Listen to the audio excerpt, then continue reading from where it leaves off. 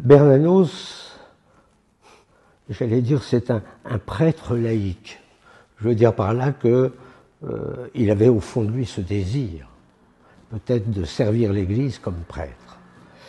Et donc, il est facile de comprendre que les prêtres sont omniprésents dans son œuvre. Toutes les figures de prêtres. Il y a l'imposteur, voilà, le père Cénabre. Il y a celui qui ne croit plus, terrible.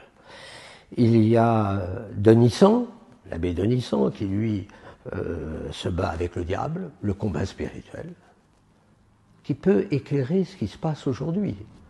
Le prêtre, précisément, mène ce combat. Et plus il avance vers la sainteté, plus le combat est dur.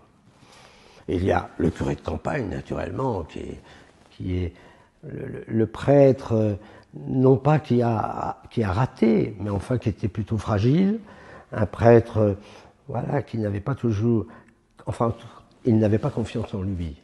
Et donc, à chaque fois, il a l'impression d'être en échec. Et j'ai essayé de montrer que c'était ça l'espérance. Que sa vie, un échec, il n'empêche que tout se termine par qu'importe, tout est grâce. Et je trouve ça, pour moi, c'est, vous savez, qui ai vécu l'incendie de Notre-Dame, je peux vous dire que ça a résonné en moi. Qu'importe. Bon, vous voyez une cathédrale qui se détruit, qui brûle, voilà, tout s'écroule. Heureusement, elle était encore debout. Et, alors je ne l'ai pas dit tout de suite, hein, je suis plutôt tourné vers le bon Dieu en disant qu'est-ce qui se passe. Mais il y avait ça, ce qu'importe, tout est grâce. C'est-à-dire que Dieu se sert de tout pour pouvoir nous annoncer la bonne nouvelle et nous redonner cette espérance. Je pense que le prêtre est vraiment l'image de l'espérance. Il est conscient de la médiocrité des prêtres. Il est très dur sur les prêtres qui sont médiocres, qui ne savent rien, qui ont une vie un peu dissolue. Voilà. C'est la réalité. Et pourtant, de tout cela, il dit qu'importe. Ils sont porteurs d'une grâce sacerdotale, et ça efface tout. Et donc, vous voyez, je pense que si l'Église essayait de montrer encore un peu plus la beauté du sacerdoce, la grandeur du sacerdoce, oui, et naturellement, celui qui se dit « mais moi je suis fragile, moi je ne sais pas », qu'importe. Si le Seigneur t'appelle, c'est qu'il te donnera les moyens de répondre à l'appel. J'ai été très touché par la dernière lettre du pape Léon, à propos de la canonisation, le centenaire des canonisations de Saint Jean-Eudes, de la petite Thérèse et du curé d'Ars. Il remercie les prêtres. Merci à tous ces prêtres, et il le dit avec une paternelle tendresse. Et je dis, ah, c'est bien, c'est vrai que le pape François était un peu plus dur avec nous. Lui, il nous dit, je vous aime.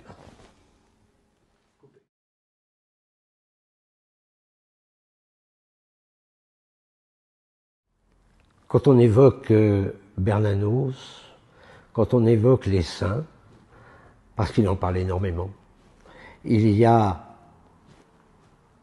le curé d'Ars, parce que le curé de campagne, c'est le curé d'Ars. Il y a Saint-Dominique, Sainte Jeanne d'Arc, il avait une passion pour Jeanne d'Arc. Mais celle qui a pris vraiment une grande place dans sa vie spirituelle, c'est la petite Thérèse de l'Enfant Jésus et de la Sainte Face. Cette petite Thérèse, elle était, ses dernières pensées étaient sur sa table de nuit, pendant son agonie. Il avait très peur de la mort, et donc, mais il se nourrissait de la confiance de Thérèse. Thérèse, c'est l'esprit d'enfance. Quand Bernanos évoque Chantal, c'est la petite Thérèse, naturellement. C'est tout simple. Et il reprend à sa façon la petite voix, en disant la sainteté, elle est accessible. Hein. Même si je suis fragile, je peux répondre à l'appel à la sainteté.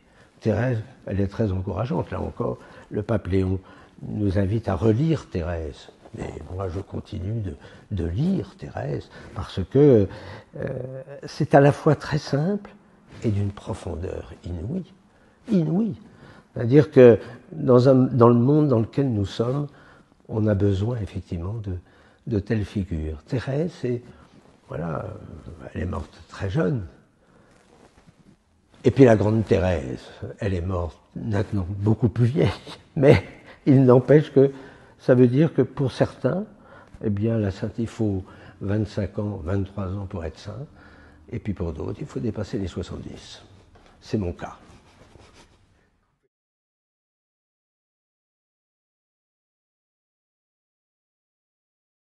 Bernanos, un prophète pour notre temps. Les textes de Bernanos, ils ont aujourd'hui 80 ans, en gros. Et donc, ce qui me paraît intéressant, en étudiant ou en relisant Bernanos, c'est de savoir est-ce que il peut, aujourd'hui, 80 ans après ses écrits, il peut nous aider à comprendre ce qui ne va pas. La question de l'âme qu'il aborde, c'est une question qui le préoccupait. Il était lors d'une conférence, il se met à parler de l'âme, il s'arrête en disant « mais je suis bien le seul à parler de l'âme ». Déjà, on ne parlait plus beaucoup de l'âme. Dans l'actualité, aujourd'hui, on ne parle pas beaucoup de l'âme, encore moins de la conscience. Et là, je crois que Bernanos a vraiment quelque chose à nous dire. Dans un de ses écrits, il dit « J'arrive à voir ce que les autres voient comme moi, mais ne veulent pas voir. » Eh bien, pour moi, c'est un peu une ligne directrice. Bernanos peut m'aider à voir ce qu'il a vécu il y a 80 ans, ce qu'il a vu, et peut-être m'éclairer sur ce que nous sommes en train de vivre, car ce sont les mêmes choses, plus aggravées naturellement, et peut-être que là, il peut nous aider. Un exemple, le monde numérique, qui n'existait pas à son époque, hein, mais où on sent qu'on devient de plus en plus esclave de la machine, esclave des robots. De se dire, est-ce que finalement, ce n'est pas le robot qui va remplacer l'homme? Et nous allons être avec nos portables, nos machins, appuyés comme des fous, et voilà. L'intelligence artificielle, qui n'existait pas, il nous avertit que l'homme peut perdre sa liberté. Et là, je trouve qu'on a besoin d'un prophète comme cela. Je pourrais prendre aussi l'exemple de la guerre. Voilà. Il a vécu les deux guerres. Il sait ce que c'est, les massacres. Alors, il comprend bien qu'il peut y avoir des guerres pour se défendre. Mais, voilà, toute cette dépense, ces machines qui pourraient être au service de l'homme, sont au service de la destruction. On pourrait parler de la jeunesse. Voilà. Qu'est-ce qui se passe aujourd'hui face à la violence? Eh bien, je pense qu'il a quelque chose à nous dire. Nous avons perdu cet esprit d'enfance. Bernanos, là, a quelque chose à nous dire.